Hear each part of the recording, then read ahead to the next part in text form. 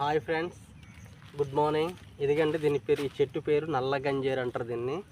చూసారా, మీ పెరడులో కానీ మీ ఇంటి దగ్గరలో కానీ మీ పొలాల్లో కానీ ఎక్కువ ఉంటుంది దీని పేరు నల్ల గంజేరు. చూసారా, దీని ఆకు పచ్చగా ఉంటుంది.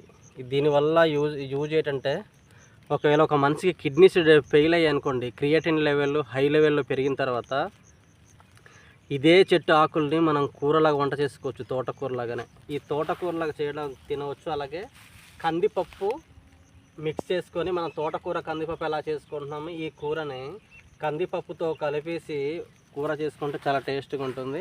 అలాగే మన క్రియేటిన్ లెవెల్ హై లెవెల్లో పెరిగినా సరే కానీ ఇది తగ్గించే అవకాశాలు ఉంటుంది. ఇది మినిమం 2 నుంచి 3 వారాలు వాడిన తర్వాత ఈ నల్ల గంజేరు అన్న ఆకు వల్ల ఇంకొకటి ఉంటుంది, తెల్ల గంజేరు కూడా ఉంటుంది. అది సేమ్ ఇలాగే ఉంటుంది.